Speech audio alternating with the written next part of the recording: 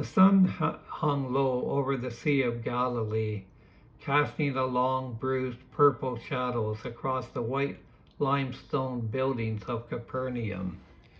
For Gaius, a centurion of the Roman garrison, this hour was usually a time for administrative reports, the sharpening of steel, and the clinking of wine cups in the officers' mess. Tonight, however, the silence of his villa was deafening. In the small shadowed quarters of the back of the estate, a boy lay shivering. He was not a slave in the eyes of Gaius. He was a companion, a student, and one who had reminded a hardened soldier that he still possessed a heart beneath his breastplate. The boy's skin was the color of parched parchment, his breast a ragged shallow rhythm that seemed to be slipping away. Gaius stood in the doorway, his iron-plated armor cast aside on a rough-hewn stool. He felt strangely naked without it.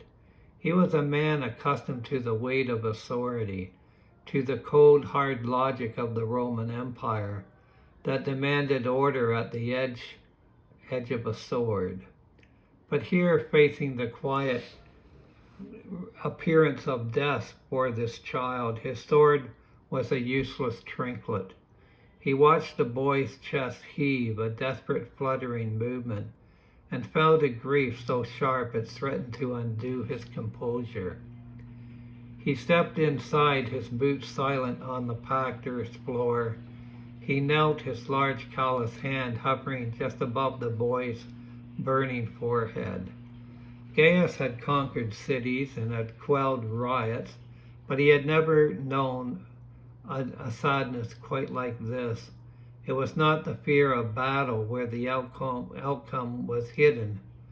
It was the quiet dread of realizing that his reach, his rank, his money, his influence had reached its absolute limits. Gaius stood up and walked into the center of the courtyard, looking up at the stars he had learned to track during the long nights of guard duty.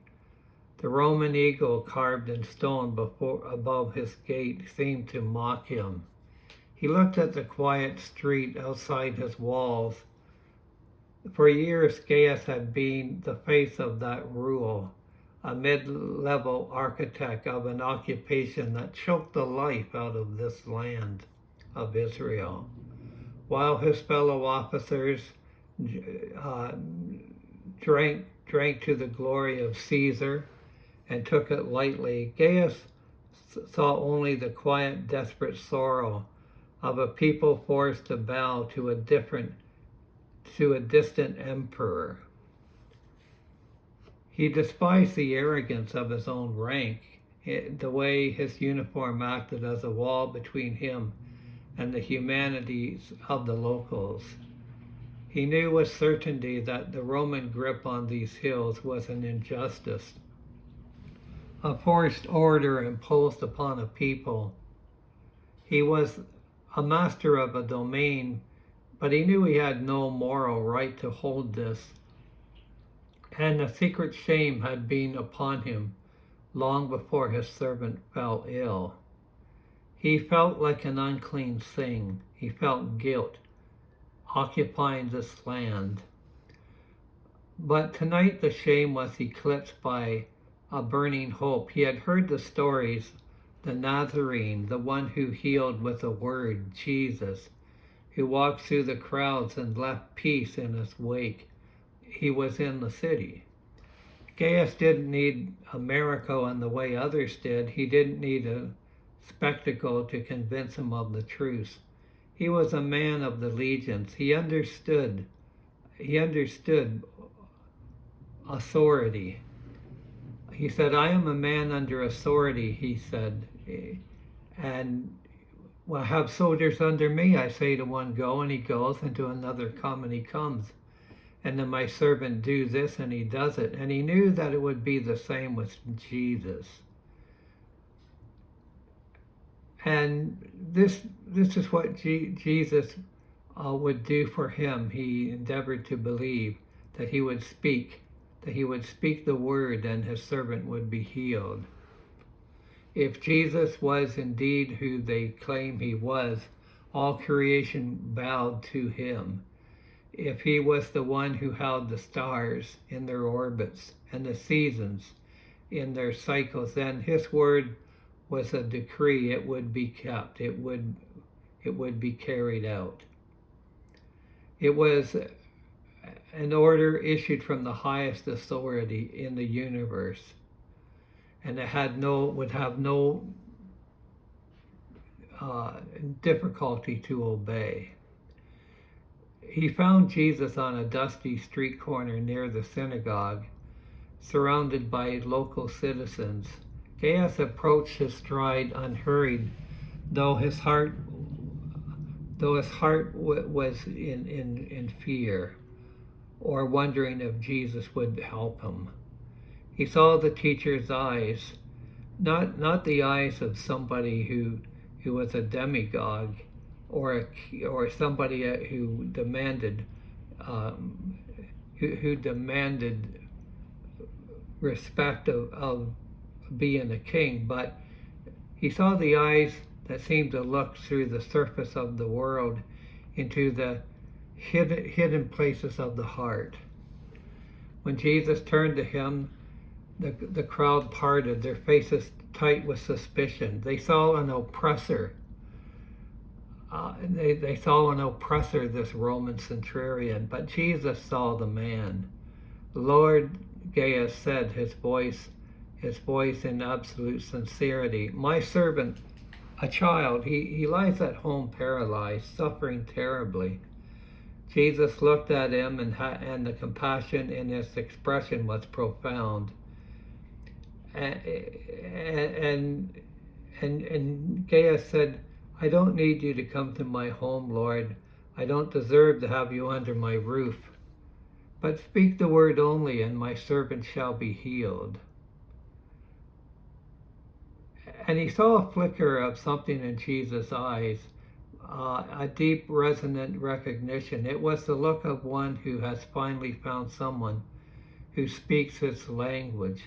Jesus appreciated this. A man who would accept the word only and go with it, not question it. Truly I tell you, Jesus said, his voice carrying over the crowd, I have not found anyone in Israel with such great faith. Jairus did not need to hear the rest, the talk of east and west of Abraham, Isaac, and Jacob. He only heard the command. He had the assurance he needed. He had seen the authority and had heard the decree. Go, Jesus said, his voice vibrating with the power of a legion. Let it be done just as you have believed it would. Gaius turned, and he walked with the steady, measured pace of a man who knows the outcome of a battle before it begins. He marched back through the streets of Capernaum. He did not doubt, he did not wonder if the miracle would happen. He wondered only at the grace of the one Jesus who allowed it to happen. The house was quiet when he arrived. The frantic, disparate energy that had defined the afternoon was gone, replaced by an eerie, profound stillness. The other servants were gathered in the hall, their faces pale, looking at him with a mixture of bewilderment. Gaius walked past them. He didn't stop until he reached the doorway of the servants' room. His hand hovered over the wood for a split second. The human side of him flared up with some nerves. Then he remembered the eyes of Jesus the Nazarene. He remembered the authority, and he pushed the door open. And the room was bathed in a soft amber glow of a single oil lamp. The boy, the young servant, he was sitting up. The gray, sickly pallor had vanished off of his face. and he had a warm, healthy flush of life. He was holding a bowl of water, his eyes clear, his breathing steady, deep and rhythmic.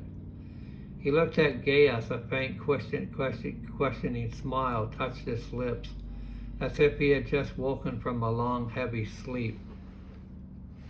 Gaius fell to his knees. The composure he had cultivated for 2 decades, the iron facade of the Roman centurion, shattered like glass, was under the weight of uncontainable joy. He wasn't thinking about Rome.